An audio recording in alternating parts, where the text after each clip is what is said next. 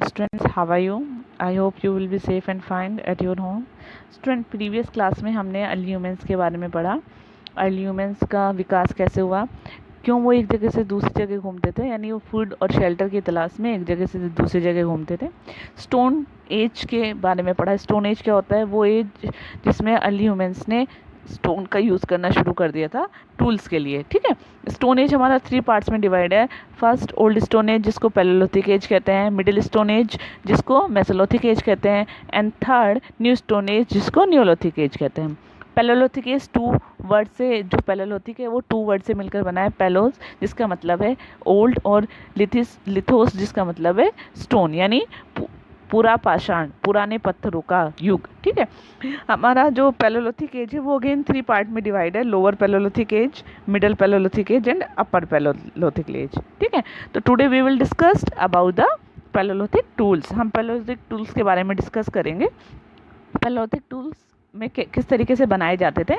जो palaeolithic humans थे वो स्टोन टूल्स बनाने के लिए 2 टेक्निक्स का यूज़ करते थे, जिसमें फर्स्ट है स्टोन ऑन स्टोन, यानी एक पत्थर के ऊपर दूसरा पत्थर रखकर। In this technique the core stone from which the tool was to be made was held in one hand and it was struck with another stone, the hammer stone. इसमें क्या था? कोर स्टोन जिसको कि tool बनाने के लिए use किया जाता था वो एक हाथ में लिया जाता था। देन एक दूसरा पत्थर जिसको कि उस कोर स्टोन के ऊपर मारा जाता था वो हैमर की तरह यूज़ किया जाता था। Hammer stone was use to remove the flakes from the core stone. Hammer का यूज़ किस लिए किया जाता था? जो कोर स्टोन्स हैं उनसे फ्लेक्स को हटाने के लिए, गुच्छों को हटाने के लिए, अलग अलग जो उसके पत्थर साइड में और जो होते थे उनको हटाने के लिए। ठीक है, और तब तक उसके ऊपर ये जो है स्ट्रक किया जाता था जब तक कि वो उनको जो शेप और जो साइज़ में वो चाहते हैं वो ना मिल जाए उनको। नेक्स्ट है प्रेशर फ्लैकिंग। इस टेक्निक में कोर स्टोन को एक फर्म सरफेस के ऊपर रख दिया जाता था, एक दृढ़ सरफेस, फ्लैट सरफेस के ऊपर रख दिया जाता था। And then hammer stone was placed on a bone और स्टोन। जो कि हमारा हैमर है उसको जो कि बोन या स्टोन से होता था वो उस कोर स्टोन के ऊपर रख दिया जाता था। ठीक है, flag were remove from core stone in this manner, और इस तरीके से फ्लैग को रिमूव किया जाता था कोर स्टोन से और एक टूल्स की शेप दे दी जाती थी। देखिए बेटा, आप यहाँ पर देख सकते हैं स्टोन ऑन स्टोन ये टेक्निक का यूज़ किया जा रहा है। यहाँ पर प्रेशर फ्लैकिंग टेक्निक का यूज़ किया जा रहा है, ये आपका हैमर की तरह यूज़ किया जा रहा है यहाँ पर। ठीक है, और then it is a film surface, ये आपका कोर स्टोन हो गया। ठीक है, ओके स्टूडेंट्स। फिर है palaeolithic sites in India. Palaeolithic sites कौन कौन सी हैं भारत में? Most of the palaeolithic sites have been found near the water sources as river and lake. ज़्यादातर जो हमारी पैलेलिथिक साइट्स हैं वो कहाँ मिलती हैं हमें? जो हमारे वाटर सोर्सेज हैं जैसे रिवर या लेक्स उनके पास। Most of the site was available most of the sites were located in place where good quality of stone was available। और ज़्यादातर जो साइट्स हैं वो कहाँ मिलती थी? जहाँ पर अच्छी क्वालिटी के स्टोन मिलते हैं। ठीक है, यानी बेटा हम लोग भी ऐसी जगह ही रहना पसंद करते हैं जहाँ पर हमें हर फैसिलिटी मिल जाए। तो अर्ली ह्यूमंस के पास क्या था उस टाइम? वो टूल्स के लिए जो टूल्स बनाते थे तो वो ऐसी जगह ही रहते थे जहाँ पर उनको टूल्स बनाने के लिए हर चीज़ अवेलेबल हो जाए, यानी स्टोन अवेलेबल हो जाए। ठीक है, this site where people could make stone tools have been classified factory site. और ऐसी साइट्स, ऐसे जगह जहाँ पर वो स्टोन टूल्स बनाते थे उसको क्या कहा गया है? फैक्ट्री साइट कहा गया है। Some time in some sites people lived for a longer time. और कभी कभी क्या है जो पीपल होते थे वो लंबे समय तक ऐसी जगह पर रहना शुरू कर देते थे। ठीक है, तो इन साइट्स को क्या कहा गया है? हैबिटेशन कम फैक्ट्री साइट्स, यानी जहाँ पर अर्ली ह्यूमंस जो है वो स्टोन बनाने का काम भी करते, स्टोन टूल्स बनाने का काम भी करते थे और देन वो वहीं पर रहते भी थे। ठीक है, यानी दोनों काम करते थे, अपनी फैक्ट्री साइट्स के पास ही वो रहने शुरू कर देते, तो उसको हैबिटेशन कम फैक्ट्री साइट्स कहा गया है। Some habitation cum factory site in India are Hunsgi in Karnataka. जो भारत में कुछ हैबिटेशन फैक्ट्री साइट्स है और कहाँ पर है? हुंगसी जो कि कर्नाटका में है, भीमबेटका मध्य प्रदेश में है, एंड कुन्नोल केव्स इन तमिलनाडु। देखिए बेटा, आप इस मैप में बहुत इजीली देख सकते हैं, ये आपका भीमबेटका है जो कि आपका मध्य प्रदेश में है, हुंगसी आपका यहाँ कर्नाटका में है, और कुन्नोल केव्स जो है वो आपकी तमिलनाडु में है। ठीक है, तो मैप में आपको इजीली ये समझ में आ जाएगा। In 1974, archaeologists discovered 3.2 million year old fossil of a female skeleton in Ethiopia. जो आर्कोलॉजिस्ट हैं उन्होंने 1974 में एक फीमेल का स्केलेटन मिला है, उन्हें उसके अवशेष मिले हैं। कहाँ पर? इथोपिया में। She become now to be world as Lucy, और पूरे वर्ल्ड में उसको लूसी के नाम से जाना जाता है। Lucy species is called Australopithecus, और उसके जो स्पीसीज हैं, जो उसके अवशेष हैं, जो प्रजातियां हैं, लूसी की जो प्रजातियां हैं, उनको क्या कहा गया है? Australopithecus afarensis, and that is believe to have lived between 3 million to 4 million year ago. और इसको क्या ये विश्वास है कि लगभग ये जो ऑस्ट्रेलोपिथिकस यानी लूसी स्पीसीज थे, इनकी प्रजातियां थी, ये 3 से 4 मिलियन एगो तक रहती थी। नेक्स्ट हमारी सेकंड जो है वो है मेसोलिथिक एज, ठीक है, यानी सेकंड पैलेलिथिक एज का जो सेकंड एज है वो लगभग 10,000 BC से लेकर 8,000 BC तक की मानी गई है। Around 12,000 year ago there came a major change in the climate of the world. लगभग 12,000 ईयर एगो 12,000 साल पहले हमारे वर्ल्ड के जो क्लाइमेट था उसमें बहुत चेंज आया, ठीक है। हमारा क्लाइमेट कैसा हो गया? वार्म एंड ड्राई, गर्म और सूखा हो गया, ठीक है, यानी गर्मी पड़ने लगी। This was the end of the ice age, और ये क्या था? आइस एज का एंड था। हम अभी बेटा पहले पढ़ चुके कि इससे पहले का जो एज था वो क्या था? बहुत ज़्यादा कोल्डर था, ठीक है, बहुत ज़्यादा ठंडा था। तो अब क्या है? हमारे जो क्लाइमेट है वो थोड़ा गर्म होने लग गया। This is turn affect the life of the people, और इसने लोगों की लाइफ को अफेक्ट किया और एक नया चेंज लेकर आया पूरे वर्ल्ड में, फ्लोरा और फोना में, यानी यहाँ जानवरों में और पेड़ पौधों में जो है बहुत सारा चेंज लेकर आया। Trees were laden with fruits and many wild grasses grew, और जो पेड़ थे वो क्या होने लगे कि फलों से वो भरने लगे, एंड और बहुत सारे जंगली घासें जो हैं वो उगने लगी। Number of animals such as deer, antelopes, goats, sheep, cattle etcetera that survive on the grass increased. और क्या है? बहुत सारे एनिमल्स जो हैं, जैसे डियर यानी हिरन आपका, एंटेलोप्स ये गोट, शिप भेड़, कैटल्स जो आपके जानवर जैसे गाय भैंस, ये जैसे ये क्या है? घास के बढ़ने के कारण जो है अब ये सर्वाइव करने लगे। So now procuring food became easy, और अब जो है फूड को जो है उसका उत्पादन करना भी बहुत ज़्यादा इजी हो गया। Changes happen in tools, food habit, shelter and living condition. आप लोगों के जो टूल्स बनाने की टेक्निक थी, उनकी फूड हैबिट्स थी, उनके शेल्टर्स में रहने के तरीकों में, जहाँ वो रहते थे, उनकी लिविंग कंडीशन में, सब में चेंज आया। This period from 12,000 year ago to 10,000 year is called mesolithic age और मिडिल स्टोन एज।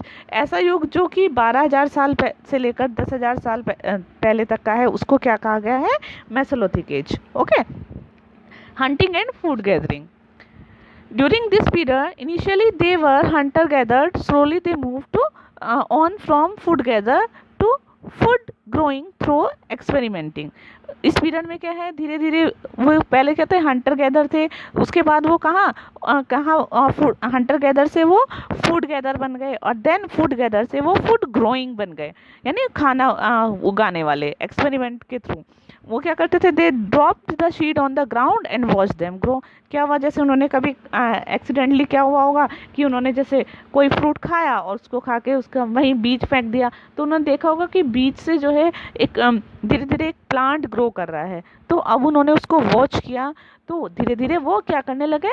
वो खेती, मतलब कि किस तरीके से सीड से प्लांट उगाया जा सकता है, वो इस टेक्निक को समझ गए। They turn from hunter gather to food gather. अब क्या है? वो हंटर गैदर से फूड गैदर बन गए, ठीक है। Next, tools and weapons. अब है टूल्स और वेपन्स, यानी किस तरीके से उन्हें जो हथियार और औजार बनाने शुरू कर दिया।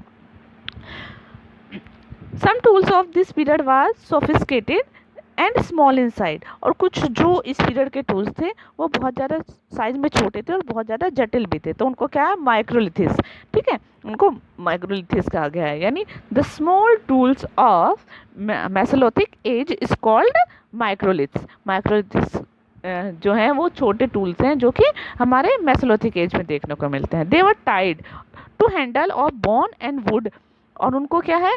वो हड्डी और लकड़ी के हैंडल से बांध दिया जाता था, ठीक है, ताकि उनका यूज़ किस लिए किया जाता है? आरी और हसिया के रूप में उनका यूज़ किया जा सके। ठीक है। लेकिन इसके साथ साथ वो जो पुराने उनके टूल्स थे उनको भी वो यूज़ करते थे। The beginning of art of making clay pots is also significant development of this period. यानी जो हमारी क्ले पोट बनाने की जो टेक्निक है उसकी जो शुरुआत हुई इस पीरियड में, वो भी एक बहुत इम्पोर्टेंट डेवलपमेंट था हमारे मेसोलिथिक एज का। नेक्स्ट आपका है some important mesolithic sites in India are Adamgarh in Madhya Pradesh. जो कुछ इम्पोर्टेंट साइट्स हैं भारत में वो कौन सी हैं? मध्य प्रदेश में आदमगढ़, बैगौर इन राजस्थान में बैगौर।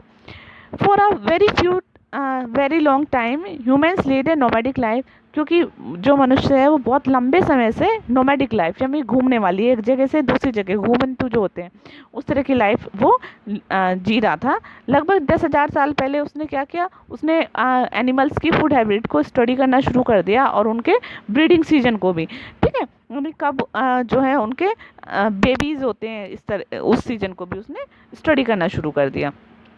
Gradually they learn to rear these animal, और अब वो क्या है, उन्होंने इन एनिमल्स को पालना शुरू कर दिया। They learn to produce own food and began living a settled life. अब वो क्या करने लगे, अपना खुद का जो है फूड उगाने लगे और उन्होंने सेटल्ड लाइफ जीनी शुरू कर दी, एक जगह स्थित। सेटल्ड का मतलब एक जगह रहकर रहने लग गए। ठीक है। The next stage of development is known as neolithic, और जो अगली स्टेज है वो हमारी कौन सी है, नियोलिथिक साइट्स। ठीक है, डेवलपमेंट की उसने उस टाइम में उन्होंने बहुत नए नए तरीकों से अपनी लाइफ को डेवलप किया। तो ये हम नेक्स्ट चैप्टर में रीड करेंगे। ठीक है। एक जो डेक्कन में बहुत इंपॉर्टेंट साइट है, पैलेयोलिथिक साइट, जिसको कहा गया है हुंगसी। ठीक है, ये कहाँ पर है, डेक्कन प्लेट्यू में। Deccan plateau lies to the south of the Gangetic plate. जो हमारा गैंगेटिक प्लेन्स है उसके साउथ में हमारा डेक्कन प्लेट्यू है। ये किसके द्वारा डिवाइड होता है, ये Vindhya mountain and Satpura range के द्वारा। ठीक है, डेक्कन प्लेट्यू और गैंगेटिक प्लेट के बीच में विंध्या माउंटेन और सतपुरा रेंज है। और मोस्ट इम्पोर्टेंट साइट्स जो है यहाँ पर वो कर्नाटका में हुंगसी मिली है, और जो कि डेक्कन में है। Hunsgi situated in the fertile plain between river Krishna and its tributary Bhima. और हुंगसी हमारा कहाँ पर है, जो कि ये फर्टाइल प्लेन है रिवर कृष्णा के बीच है और उसकी ट्रिब्यूटरी जो है भीमा के बीच में। यहाँ पर क्या है, availability of raw material, seasonal और perennial water source as provided by the several spring and variety of wild plants and animals flats them popular site of the palaeolithic humans. यहाँ पर क्या है, हमें बहुत सारे रॉ मटेरियल्स मिले हैं, सीजनल और पेरिनियल वाटर के सोर्स मिले हैं। ठीक है, अलग अलग तरह की वैरायटी जो प्लांट्स हैं और वाइल्ड प्लांट्स हैं और एनिमल्स जो हैं उनकी अलग अलग तरह की वैरायटी मिली हैं। ठीक है, तो इस तरह ये साइट जो है बहुत ज़्यादा पॉपुलर है। During excavation many habitation cum factory site have been found here. जो यहाँ एक्सकेवेशन मतलब जो यहाँ पर खुदाई हुई है तो यहाँ पर बहुत सारे factories habitation cum factory site मिले हैं, यानी यहाँ पर लोगों के जहाँ पर वो टूल्स बनाते थे ह्यूमन्स, उसके रहने के साथ साथ वो वहाँ पर टूल्स बनाने वाली साइट्स भी मिली हैं, यानी ऐसी साइट जहाँ पर वो टूल्स भी बनाते थे और रहते भी थे। Nearly 200 sites have been discovered in this region, और इस रीजन में लगभग 200 साइट्स मिली हैं हमें। ठीक है, और in this habitation cum factory site all stage of tool making process at the raw material source has been preserved. और इन जो फैक्ट्री साइट्स हैं यहाँ पर टूल्स मेकिंग का जो प्रोसेस था उनके सारे जो रॉ मटेरियल्स होते थे वो यहाँ पर प्रिजर्व हैं। Most of the tools found here consist of hand axes. यहाँ पर ज़्यादातर टूल्स कौन कौन से मिले हैं, hand axes, cleaver, scraper, knives, blade. ठीक है, यानी हाथ की जो कुल्हाड़ी है, ठीक है, क्लेवर छीलने के लिए, स्क्रैपर खुरचने के लिए, नाइफ्स, चाकू, ये सारी चीज़ मिले हैं यहाँ पर। इस तरह के मटेरियल मिले हैं, और जो किससे बने होते थे, रॉ मटेरियल लाइमस्टोन से बने होते थे। ठीक है, other material use to make tools were granite. और यहाँ पर टूल्स बनाने के लिए जो दूसरे मटेरियल यूज हुए हैं वो कौन कौन से, granite, gneiss, schist, basalt, shale and chert. This stone tools are a valuable source of information. और ये स्टोन टूल्स जो हैं बहुत ज़्यादा वैल्यूएबल सोर्स हैं हमारे इंफॉर्मेशन के लिए, यानी इन स्टोन टूल से हम उस टाइम के उस पैलेयोलिथिक एज के बारे में पता लगा सकते हैं।